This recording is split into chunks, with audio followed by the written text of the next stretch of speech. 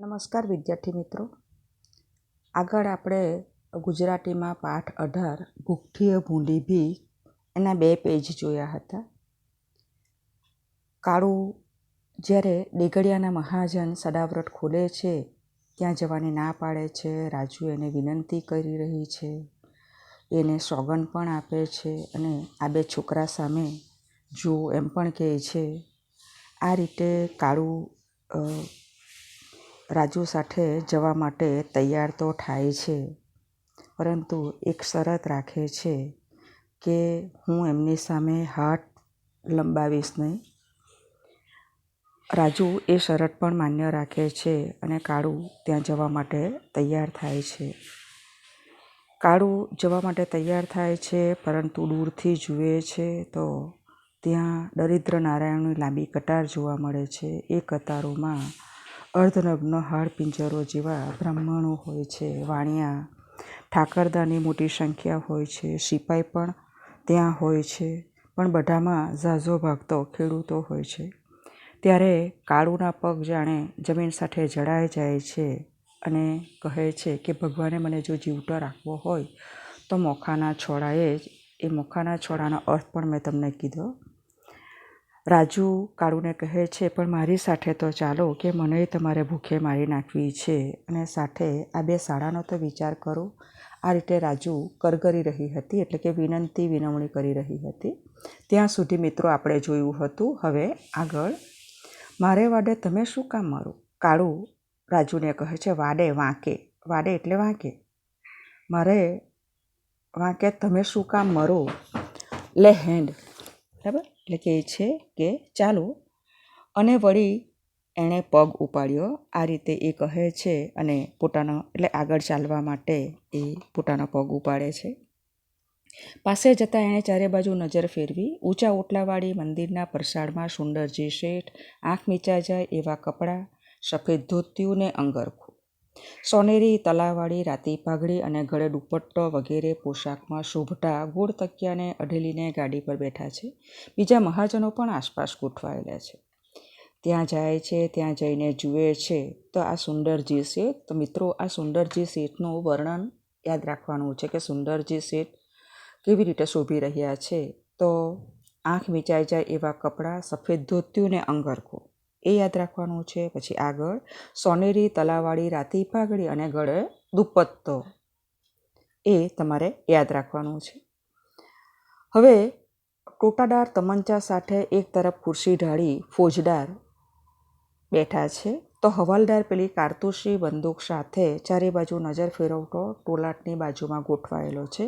કેટલાક સિપાઈ લાકડીઓ સાથે ફરી રહ્યા છે. આવનારોને છેલ્લે કાઢે છે. લેનારને ચેતવણી આપી છે, જો ભૂલે ચૂકે ફરીથી આવ્યો તો છાતીમાં આ ટોટો સમજી લેજે. ટોટો એ આ પથ્થરો હોય, એ પથ્થરોને ફોડવા માટે વપરાતો એની વાત કરી છે. તો એ તમંચા સાથે ફોજદાર એ બેઠા છે. ફોજદારની સાથે એમના હવાલદાર જે એ પણ પેલા કારતૂસ, નાની નાની કારતૂસ બંદૂકમાં ભરે છે, એ કારતૂસી બંદૂક સાથે બેઠા છે. નહીં, કારતૂસી બંદૂક સાથે ચારે બાજુ નજર ફેરવતો ટોલાટની બાજુમાં જ બોલે. હવે ટોલાટનો અર્થ થાય છે જે અનાજ તોલવા માટે બેઠો છે એની આજુબાજુએ નજર ફેરવી રહ્યો છે. કેટલાક સિપાઈઓ લાકડીઓ સાથે ફરી રહ્યા, એટલે ત્યાં અવ્યવસ્થાનો ઊભી થાય એટલા માટે સિપાઈઓ પણ છે. અને જે છેલ્લે આવે છે ને છેલ્લે જે પ્રથમ આવે એને આગળ મોકલાવે છે. અને ભૂખ્યા ખેડૂતો છે, ભૂખ્યા બધા લોકો ત્યાં ભેગા થયા છે, તો જે અનાજ લઈ જાય છે ને ચેતવણી પણ આપે છે કે બીજી વાર જો લેવા આવ્યો તો આ છાતીમાં ટોટો સમજી લેજે, એટલે કે ટોટો ફોડી દઈશ, એટલે કે તને મારીશ. આ રીતની ધમકી પણ આપી રહ્યા છે. આગળનો પેરેગ્રાફ, રાજુને પેલા છેડે પહોંચાડવા જતાં કાળુને આંખે એવા માણસો નજરે પડ્યા કે જેણે ખાડામાંથી ઉચકાય એટલા દાણા બ્રાહ્મણોને દાન કરેલા. હવે રાજુને લાઈનમાં એ ગોઠવવા માટે કાળુ જાય છે, તો એવા માણસો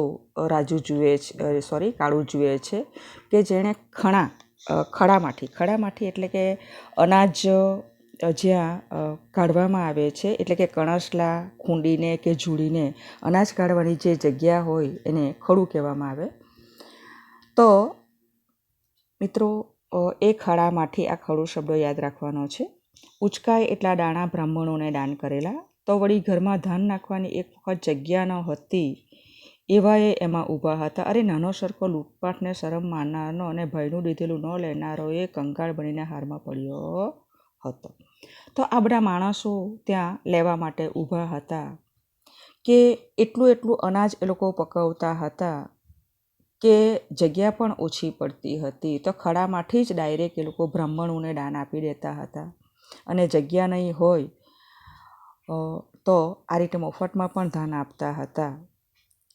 અને લૂંટપાટને શરમ મારનારો અને ભાઈનું દીધેલું ન લેનારો એ પણ આજે કંગાળ બનીને હારમાં, એટલે કે અનેક વ્યક્તિઓ જે માણસ આ રીતે સદાવ્રત નહીં લે એવી વ્યક્તિઓ કાળુની નજરે પડે છે. અરે રે ભૂખ જ ભૂંડી છે નહીં, ત્યારે કાળુને વિચાર આવે છે નહીં, આ શા માટે બધા આવી વ્યક્તિઓ પણ પોતાના સ્વમાનને નેવે મૂકીને આ રીતે ઊભા છે. તો કહે છે કે આ તો ભૂખ ભૂંડી છે, એટલે કે જે કરાવે છે એ ભૂખ કરાવે છે. અને ભૂખને કારણે જ આ બધા લોકો લાઈનમાં ઊભા છે. નકર એટલે કે નહીંતર, એટલે કે છે અરે રે ભૂખ જ ભૂંડી છે નહીં. નકર વળી એટલે કે નહીંતર વળી કાળુની આંખો ભીની થઈ આવી. આવું વિચાર માત્રથી જ એની આંખોમાં આંસુ આવી જાય છે.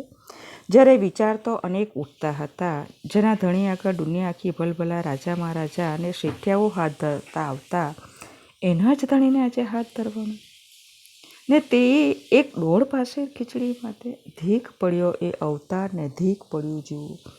એટલે એને વિચાર આવે છે કે આવા બધા માણસો એ શા માટે ઊભા? આ અનાજ લેવા માટે, એટલે ડોળ પાસે ખીચડી લેવા માટે, ભૂખને કારણે ને. અને કહે છે કે જેનો ધણી, એટલે કે ખેડૂતની વાત કરે છે કે દુનિયા આખી ભલભલા રાજા મહારાજા અને શેઠિયાઓ હાથ ધરતા આવતા હતા. ખેડૂતો પાસે જ એ બધા અનાજ લેવા આવતા હતા. એના જ ધણીને, એટલે કે જેણે આ બધું પકવ્યું છે, અનાજ પકવ્યું છે, એ અનાજ પકવનાર જે માલિક છે એણે આજે હાથ ધરવાનો. અને તે કેટલા માટે? ફક્ત ડોળ પાસે ખીચડી માટે. અને પોતાનું જે જીવન છે એને કહે છે ઢીક પડ્યો અવતાર, આ અવતાર મળ્યો, આ જીવન મળ્યું, એને ધિક્કાર કરે છે, નફરત કરે છે. અને આ જીવન જીવવું એને પણ એ નફરત કરે છે કે ભાઈ આવું જીવન તો ન હોય તો સારું, એના કરતાં મરવું યોગ્ય એવું એ માને છે. મિત્રો આગળનો પેરેગ્રાફ આપણે જોઈશું.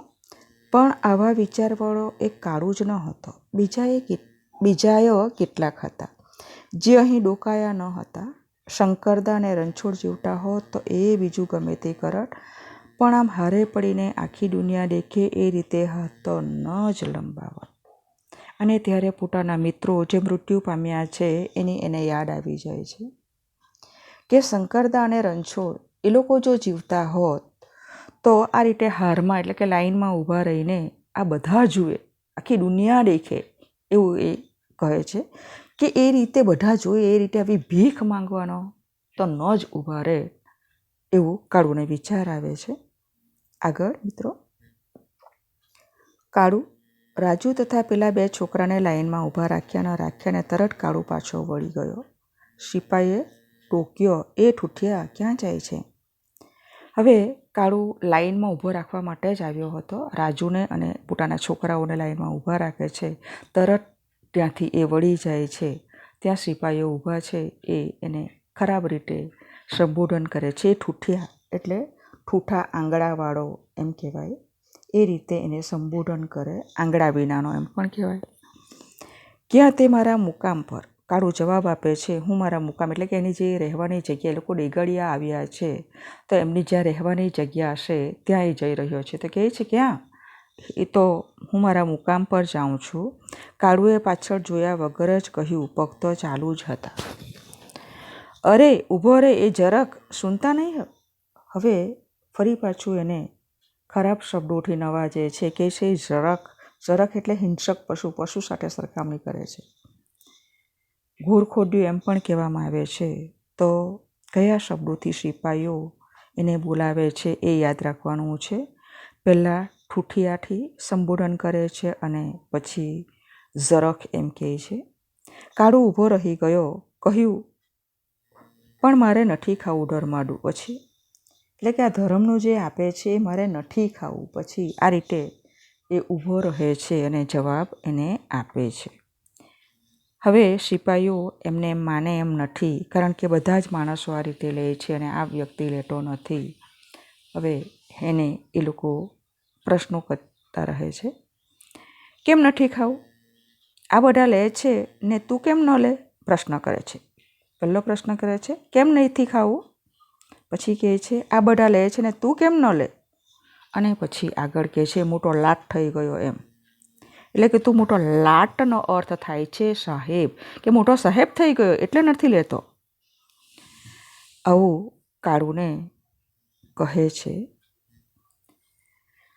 કાળુને તો આ જબરદસ્તી, આ રીતે એ લોકો બળજબરી, જબરદસ્તી એટલે બળજબરી શા માટે કરતા હશે? એની નવાઈ લાગે. ભાઈ નહીં લેવું હોય તો નહીં લેવું, મારે નથી લેવું તો હું જઈ રહ્યો છું. એમાં આ લોકો શા માટે આવું કહે છે? અને ગુસ્સો આવી જાય છે. એટલે કે એ તંગ બન્યો. લાટ હોત તો લેત, પણ કણવી છું એટલે નહીં લઉં. કહે છે, હું મોટો સાહેબ હોત ને તો હું લઈ શક્યો હોત, પરંતુ હું કણબીનો દીકરો છું. એક ખેડૂત છે, કણબી છે, એ આ રીતે કદી હાથ ધરતો નથી, કારણ કે એ તો આપનારો છે, લેનારો નથી. તું તૂટી જઈશ તોય નહીં, ના તૂટી જઈશ તોય નહીં લઉં. ચાપી દેવો હોય તો ચાપી દો આ તૂટો. આ ઊભો રહ્યો અને કહે છે કે તમારે મને મારવો હોય તો મારી દો, પણ મારે નથી લેવું. માનવીની એ આખીએ કતાર, માનવીની એ આખીએ કતાર ડોક ફેરવી રહી. કટાર એટલે હાર. માણસો ત્યાં ઊભા હતા, એ બધા માણસો ડોક ફેરવીને જોઈ રહ્યા હતા. કાળુ સામે, ધરતીના જાયા સામે. પહેલાં કીધું છે કાળુ સામે. કાળુ એ કોણ છે? ધરતીનો જાયા, એટલે કે ખેડૂત પુત્ર. એની સામે તાકી રહ્યા. ખુદ પેલા ફોજદાર અને સુંદરજી શેઠે ઊંચી ડોક કરી. હવે આ રીતે બધા લોકો કતારમાં ઊભા છે, એટલે કે હારમાં ઊભા છે અને દોઢ પાસેર ખીચડી એ બધા લઈ રહ્યા છે. કાળુ ઊભો રહેતો નથી. સિપાઈઓ એને આ રીતે ટોકે છે, બોલચાલ થાય છે, એટલે અવાજ પણ સહેજ આવે છે. ત્યારે ઓટલા ઉપર બેઠેલા સુંદરજી શેઠ અને બીજા બધા ડેગડિયાના મહાજનો, એમની પણ નજર આ સિપાઈ અને કાળુ એ બંને જે અત્યારે એકબીજા સાથે બોલાચાલી કરી રહ્યા છે એના તરફ એમની નજર જાય છે. સિપાઈ કંઈ ગળદાપાતું કરે તે પહેલાં તો એમણે એક મહાજનને મોકલી કાળુને પોતાની પાસે બોલાવ્યો અને પૂછ્યું, કેમ ભાઈ પટેલ, તું આ પેટીયું નથી લેતો? હવે સિપાઈઓ છે એ લોકોને આ રીતે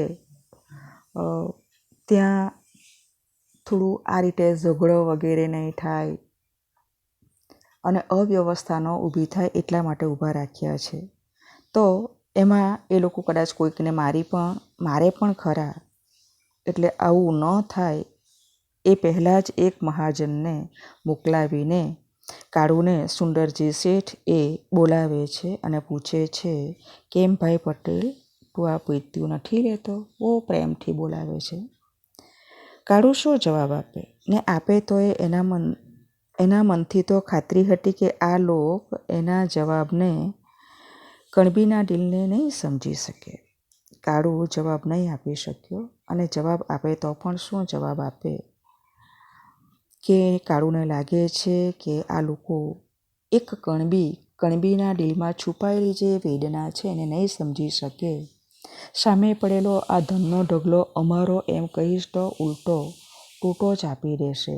એટલે કહે છે, જેણે ધાન પકવ્યું છે એ જ ધાનના માલિકને આજે હાથ લાંબો કરવાનો હોય, એની જે વેદના એ આ લોકો ન સમજી શકે એવું એને લાગે છે અને એટલા માટે એ કશો જવાબ આપી શકતો નથી. અને કહે છે કે આ ધાનનો ઢગલો અમારો એમ કહીશ તો ઉલટો એ લોકો એને મારશે. આવું કાળુને લાગે છે. આગળ જોઈશું મિત્રો. તૂટો ચાપી દેશે ને વળશે કંઈ નહીં. અરે વળે શું નહીં? અને પછી પહેલાં તો વિચારે છે કે હું આ રીતે કહીશ તો ઉલટો મને મારશે. હલો, અને એવું એકવાર કહી દે છે, પણ કહે છે અરે વળે શું નહીં? અને પોતાના અંતરાત્માનો અવાજ ઉઠે છે કે શું નહીં વળે? જો આ બધા ધાનના ધણીઓ હાથ ધરવાને બદલે ઉગામે તો આ બંદૂકવાળાએ નાસવા માંડે ઊભી પૂછડીએ. કહે છે ભાઈ ખેડૂત પુત્રો આ બધા ઊભા છે, તો આ ધાનના જે ધણીઓ છે એ અત્યારે જે હાથ ધરી રહ્યા છે એ જો હાથ ઉગામવા માટે જો તૈયાર થઈ જાય તો આ બધા બંદૂકવાળા ઊભા છે એ પણ ઊભી પૂછડીએ ભાગી જાય, એટલે કે અહીંથી એ લોકોને પણ નાશવાનો વારો આવે. આવું એ વિચારે છે. શા વિચારમાં પડી ગયો ભાઈ? સુંદરજી શેઠ કહે છે. કાળુ કશું બોલી શકતો નથી. અંદર જ એનો અંતરાત્મામાંથી અવાજ આવે છે કે હું આ રીતે કહીશ તો કે ધનનો ઢગલો મારો છે એમ કહીશ તો મને ટોટો ચાપી દેશે. અને બીજી જ સેકન્ડમાં વિચાર આવ્યો કે અરે એટલે કે મારું કંઈ નહીં વળે. અને બીજી ઘડીએ વિચાર કે વળે શું નહીં? આ બધા જે ઊભા છે એ ધાનના ધણીઓ જ છે, અને એ લોકો અત્યારે જે હાથ ધરી રહ્યા છે, માંગી રહ્યા છે, એના કરતાં આ લોકો સાથે જો મારામારી પર ઉતરી આવે તો આ જે બધા બંદૂકવાળા ઊભા છે એને પણ ભાગવું પડે. આવો એ વિચાર કરતો હતો. એટલામાં સુંદરજી શેઠ કહે છે કે શા વિચારમાં પડી ગયો છે ભાઈ? મને તું જવાબ તો આપ. એટલે જવાબ આપવાની વાત કરે છે. સુંદરજી શેઠના શબ્દોમાં મીઠાશ હતી. સુંદરજી શેઠ આવું બોલે છે ત્યારે એના શબ્દોમાં મીઠાશ હોય છે. લાગણી નીતરતા શબ્દો એ બોલી રહ્યા છે.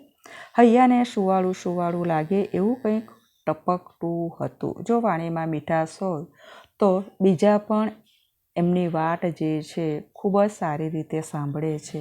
અત્યારે કાળુને જે સુંદરજી શેઠ પ્રેમથી ભરેલા લાગણી નીતરતા શબ્દો કહી રહ્યા છે તો એ કાળુના દિલને પણ એને સ્પર્શ લાગ્યો છે, એનો સ્પર્શ થયો છે સામી વ્યક્તિને પણ. ને તેથી જ તો કાળુની પેલી આગભરી આંખોમાંથી ટપ ટપ કરતા આંસુ જ ખરી પડ્યા. અને કાળુ કશું બોલી શકતો નહીં.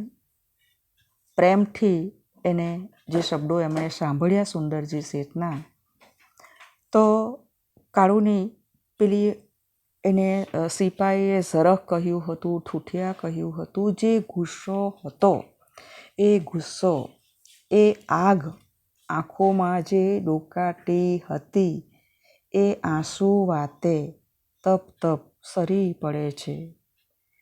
એ એટલા માટે સરી પડે કે સુંદરજી શેઠના શબ્દોમાં મીઠાશ હતી અને એના કારણે કાળુના દિલને એ શબ્દો સ્પર્શી ગયા હતા.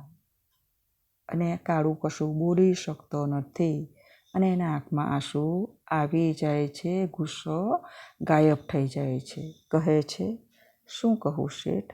છાતી સામે અમારા જ કમાયેલા આ ધાનના ઢગલા જોઈને અમારા કાળજા શું કહેતા? કહે છે કે છાતી સામે એટલે કે સામે આ ઢગલા જે છે ધાનના પડ્યા છે એ અમારા જ છે, તો અમારું મન શું કહેતું હશે? આ રીતે એ બોલે છે. અને કહે છે તરત જ પણ હશે. કહે તે પહેલાં તો ડૂસકો નીકળી પડ્યો. એ ધ્રુસકે ધ્રુસકે રડી પડ્યો. ધ્રુસકે એટલે મોટેથી રડી પડે છે. ડૂસકો એનાથી નીકળી જાય છે.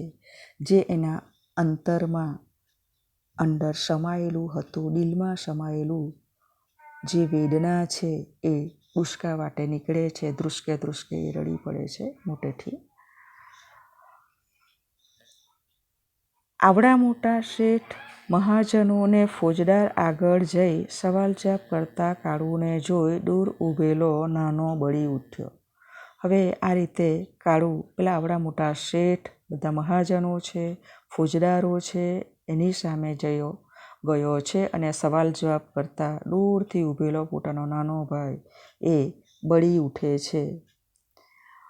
એટલે એને ડાસ ચડે. કાળુને રડતો જોઈ આવો લાગ મળ્યો હતો. લાગનો અર્થ થાય છે મોકો.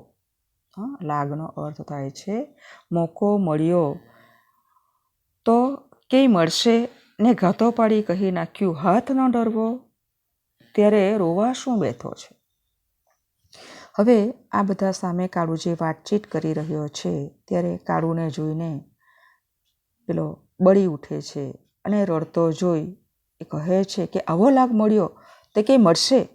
ને ઘાતો પાડી કહી નાખ્યું કે આવો લાગ મળ્યો, આવો મોકો મળ્યો તે હવે મળવાનો નથી, તો કહી દે તેમ. અને ઘાટો પાડીને કહી નાખ્યું, હાથ ન ધરવો, ત્યારે હવે રોવા શું બેઠો છે? કે તારા હાથે નહીં ધરવો હોય તો નહીં ડર, પણ આ રીતે રડવા શું બેઠો છે? આ રીતે એ બોલી ઉઠે છે. પણ આ શબ્દોએ સુંદરજી શેઠને જરા ખાટા કરી મૂક્યા. હવે સુંદરજી શેઠ એ તો આ બધા ખેડૂતો, બધા માણસો જે આ રીતે ભૂખથી પીડાઈને મરી રહ્યા છે એનું હિત ઈચ્છનારો છે. તો એને આ રીતે એનો કોઈ સ્વાર્થ હતો નહીં અને પેલો વ્યક્તિ આ રીતે બોલે છે ત્યારે એના શબ્દો એને ગમતા નથી. ખાટા કરી મૂકવું એટલે નારાજ થઈ જવું. અરે પેલા ફોજદારને ડાસ ચડી. પેલો ફોજદાર જે છે એ પણ ત્યાં છે, તો એને પણ ડાસ ચડે છે, એટલે કે ગુસ્સો આવી ગયો. પણ નાના એટલા વળી સદભાગ્ય કે એને બોલતો એને દેખ્યો ન હતો ને ત્યાં વળી સુંદરજી શેઠ બોલતા થયા, હું જાણું છું જુવાન કે તને તારા જ દાન માટે હાથ ધરતા શરમ આવે છે, પણ અમને સદાવ્રત ખોલતા એટલી જ શરમ આવે છે. સમસ્ત પૃથ્વીનું પાલન કરનારને અમે તે ક્યાં સુધી પાડવાના છીએ? આ તો મેઘરાજાને પાણી પહોંચાડવા જેવી વાત છે. શેઠે હાસ્ય કર્યું, પણ સાવ ફિક્કું. જોરથી શ્વાસ લેતા ઉમેર્યું, પણ શું થાય ગાંડા, કુદરત આગળ આપણ બધાએ લાચાર છીએ. જો તું એકવાર મારી સામે જો. હવે કાળુને ખૂબ પ્રેમથી સુંદરજી શેઠ કહે છે કે હું જાણું કે તને શરમ આવે, પણ અમને પણ શરમ આવે છે સદાવ્રત ખોલતા. સદાવ્રતનો અર્થ થાય છે ગરીબ અને ભૂખ્યાને જ્યાં રોજ અન્ન અપાય તે સ્થળને સદાવ્રત કહેવાય છે. એટલું જ, પણ આજે સમસ્ત પૃથ્વીનું પાલન કરનાર ખેડૂતો જે છે એને અમે ક્યાં સુધી પાડવાના? એની અમને પણ શરમ આવે. પરંતુ આ તો મેઘરાજાને પાણી પહોંચાડવા જેવી વાત છે. એટલે કે જે છે એમાં એ કહે છે કે આ તો થોડી ઘણી અમે મદદ કરી શકીએ એટલા માટે અમે કરીએ છીએ. શેઠે હાસ્ય કર્યું, પણ સાવ ફિક્કું. એટલે કે આ કરવાનું અમને પણ ખરાબ લાગે છે. જોરથી શ્વાસ લેતા ઉમેર્યું અને આ રીતે એમને જે દુઃખ થઈ રહ્યું છે એનો અહેસાસ કાળુને થયો, કારણ કે એ આ રીતે સાવ ફિક્કું હશે છે અને એમને પણ દુઃખ થાય એવી એ ભાવ જોવા મળે. પણ શું થાય ગાંડા, એટલે આ પ્યારથી બોલાવેલો શબ્દ છે. કુદરત આગળ આપણ બધાએ લાચાર છે, કે અત્યારે કુદરતનો કોપ છે, આ માનવીનો નથી. અને કુદરત આગળ આપણે બધા લાચાર છીએ. જો તું એકવાર મારી સામે તો જો. આ રીતે સમજાવે છે. કાળુએ ઊંચે જોયું એટલે ઈશ્વર તરફ, પરમાત્મા તરફ. તને એમ લાગતું હોય કે આ ધર્માડા છે, હાથ ધરતા તને સંકોચ થતો હોય તો કાલથી તું આ ઓટલા પર આવીને ઝાડુ મારી જજે ને મુખિયાજી પાસેથી ગાડી તકિયા માંગીને અહીં પાથરી દેજે. પછી તો બસ ને. પછી તને એમ નહીં થાય કે હું મફત ધર્માડા ખાઉં છું. અને એક રસ્તો એ કાઢે છે એમાંથી. કાળુનું સોમાન ન ગવાય એવો રસ્તો છે કે આ મફતનું કાળુએ લેવું નથી. એ તો ઈમાનદારીથી મહેનતનું ખાનારો છે મિત્રો. તો કહે છે કે તને એમ લાગતું હોય કે આ ધર્માડાનું છે અને તને હાથ ધરતા એટલે કે આ રીતે લેતા તને સંકોચ થતો હોય તો કાલથી તું ઓટલા પર આવીને ઝાડુ મારી જજે. ત્યાં બધા શેઠ લોકો બેસતા, મહાજન બેસે છે, ત્યાં આવીને તું ઝાડુ મારી જજે. એટલે કે તો તને એવું નહીં લાગશે કે હું મારું મહેનતનું લઉં છું. અને મુખિયાજી પાસેથી ગાડી તકિયા માંગીને અહીં પાથરી દે છે. પછી તો તારું મહેનતનું જ તને મળશે ને. પછી તને એમ નહીં થાય કે હું મફત ધર્માડા ખાઉં છું. બહુ સરસ વાત મિત્રો કરે છે. કારણ કે મહેનતનું ખાનારો, આ રીતે ધર્મનું ખાનારો, ભીખનું ખાનારો એને ખરાબ લાગે છે, ત્યારે સુંદરજી શેઠ બહુ સરસ રસ્તો કાઢે અને કાળુને આ રીતે એ પોતાના મહેનતનું ખાવા માટેની વાત કરે છે. હવે કાળુ આ જે સુંદરજી શેઠ, બીજા બધા મહાજનોએ આ ધર્માડું કાઢ્યું હતું, સડાવ્રત ખોલ્યું હતું અને અત્યાર સુધી કાળુ બધું ખોટું ખોટું વિચારતો હતો. એ હવે પોતાના જો વિચારો છે એની વાત આવે છે. જોઈએ પેરેગ્રાફમાં. કાળુને પોતાના પેલા વિચાર જાણે બાલિશ લાગવા માંડ્યા. બાલિશ એટલે ના સમજથી આવું મારાથી બોલાઈ ગયું. બાલિશ એટલે નાદાન્યતના એમ કહેવાય. એટલે કે પોતાના જ વિચારો એને કે ભાઈ મેં આ નાદાની કરી, ના સમજું કરી એવું એને લાગવા માંડ્યું. શેઠની મોટાઈને માથે ચડાવી કે ખરેખર આ લોકો પણ આપણા દુઃખમાં એટલા જ સહભાગી છે. એમને પણ દુઃખ છે, પણ આ તો કુદરતનો કોપ છે અને કુદરતનો કોપ હોવાથી જ આ લોકો અમને આપી રહ્યા છે. એમાં ભીખ ના કહેવાય એવું હવે એને લાગવા માંડ્યું.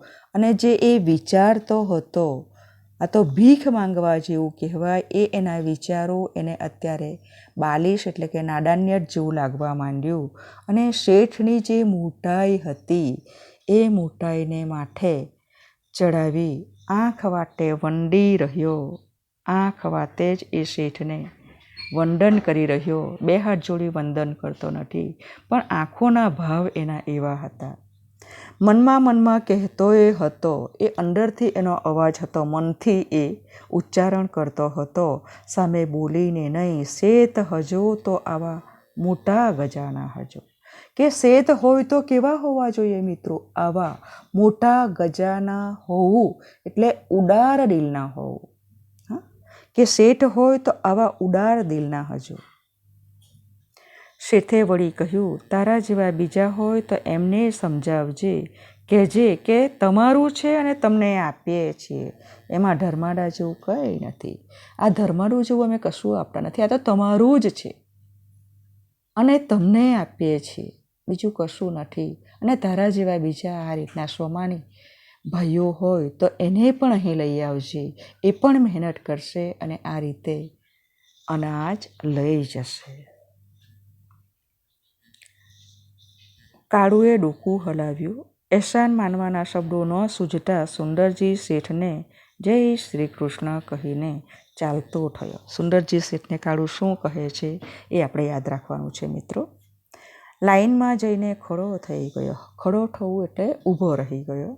અમારું છે ને અમારે લેવું છે, મારું એ આમાં હશે જ. તો પછી વિચારે છે ભાઈ આ તો અમારું છે ને અમારે જ લેવું છે, એમાં શરમ શાની? અને પછી વિચારે છે કે ભાઈ મારું એમાં હશે જ. તો એટલે કે હશે જ. પેલા વલ્લાવાળા ક્યારદાની મારી શાળ હાથમાં ફેરવેલી ને રમાડેલી એ શાળના ચોખા ઓળખી કાઢું, વીણી દેખાડું કાં તો. અને વલ્લાવાળા એટલે એનું વડવાળું ખેતર એને કહેવાય છે.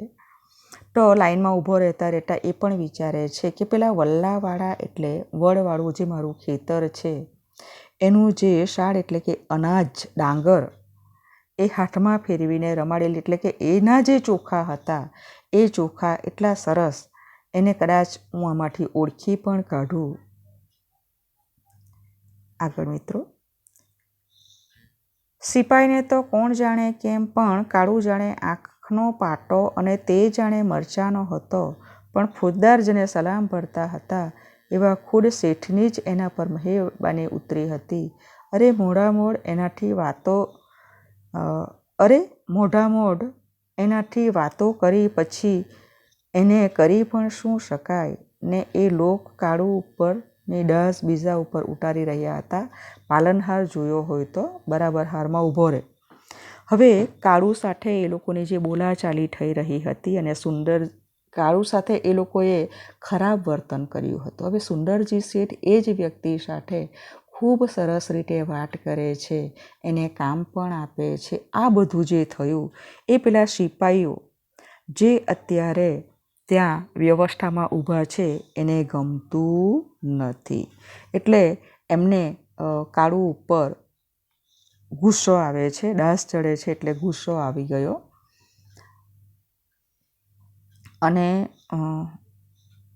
એટલે કહે છે કે કાળુ એમની આંખમાં જાણે એક આંખમાં મરચું પડી ગયું હોય અને એ આપણને ખૂંચે છે એમ આંખમાં કણાની જેમ એ ખૂંચવા લાગ્યો અને એ પણ કેવો મરચું આંખમાં લાગે ત્યારે વધારે આપણને આંખમાં લાગે છે એટલે કે આંખમાંથી આંસુ આવી જાય છે અને વધારે એ આપણને દુખતું હોય છે. તો એ જ રીતે અત્યારે એ ખૂંચી રહ્યું છે અને એમાં કહે છે કે ફોજદાર જેને સલામ ભરે છે એવા ખુદ શેઠ ફોજદાર જે છે એ પણ પેલા શેઠને સલામ કરે અને એવા શેઠની આ માણસ ઉપર મહેરબાની ઉતરી અને એની સાથે મોઢામોઢ એટલે સામસામે એમણે વાતોએ કરી તો એ લોક કાળુ ઉપરની ડાઝ એટલે ગુસ્સો એ કાળુ ઉપર ઉતારી ન શકાય એટલા માટે બીજા ઉપર ઉતારી રહ્યા હતા અને એ બીજાને આ રીતે ગુસ્સે થઈ રહ્યા હતા અને બધા લાઈનમાં બરાબર ઊભા રહો એ રીતે કહી રહ્યા હતા. એ ડોળ પાસે ખીચડી ફાટેલા ધોતિયાની ફડકમાં લઈને રવાના થતાં કાળુને હસવું આવ્યું. ફડકનો અર્થ થાય છે પહેરેલા કપડાનો ઝૂલટો છેડો, જે એમણે ધોતિયું વગેરે જે તે પહેર્યું હશે એનો ઝૂલટો જે છેડો છે એ છેડામાં પેલા ચોખા એ ખીચડી એ લે છે અને કીધું છે એ ખીચડી ફાટેલા ધોતિયાની ફડકમાં, જે ધોતિયું પહેર્યું છે એની ફડક એટલે જે ઝૂલટો જે છેડો હતો એમાં એ લે છે અને લેતા એને હસવું આવ્યું. આ તો બાવાના બેય બગાડ્યા, આ કહેવત છે મિત્રો. આ તો બાવાના બેય બગાડ્યા એના જેવો ખેલ થયો, ટેકે ખોયો અને જીવ પણ ખોવાનો. બાવાના બેય બગડ્યાનો અર્થ થાય છે બંને બાજુએ પરિસ્થિતિ બગડી ગઈ. પરિસ્થિતિ એટલા માટે બગડી ગઈ કે આટલી ખીચડી દોર પાસે ખીચડી એને જીવાડી નહીં શકવાની હતી, એ કેટલો સમય સુધી ચાલવાની હતી. અને બીજું કે હું આ રીતે ધર્માદાનું નહીં લઉં એવો એનો જે ટેક એટલે જે પ્રતિજ્ઞા પ્રણ હતું એ પણ તૂટી ગયું. બરાબર? એટલે કે છે બાવાના બેવ બગડ્યા, એટલે કે બંને બાજુએ પરિસ્થિતિ આ તો બગડી ગઈ કે આ ડોળ પાસે ખીચડી મેં લીધી એટલે એનું પ્રણ તૂટી ગયું અને એટલે ટેકને ખોયો અને પછી કહે છે ને જીવ પણ ખોવાનો, કે આટલું ક્યાં સુધી ચાલશે, જીવ પણ જવાનો જ છે. કાળુની વાત ખોટી ન હતી. અત્યાર સુધી તો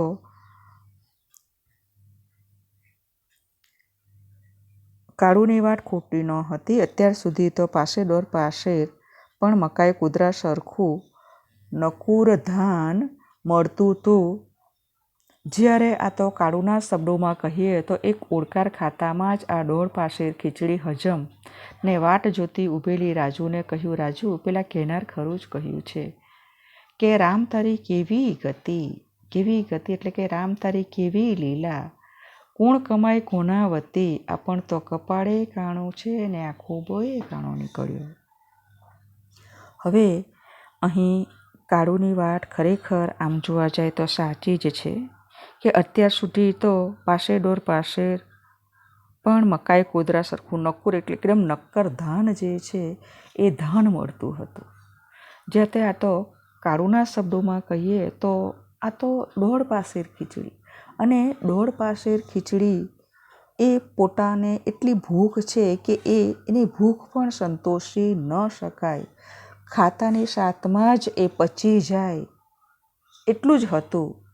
હવે બીજી બાજુ કાળુ લાઈનમાં ઊભો રહ્યો ખીચડી લેવા. એ પહેલાં રાજુ એની પત્ની એણે ધાન લઈ લીધું હતું. કાળુની એ રાહ જોતી હતી.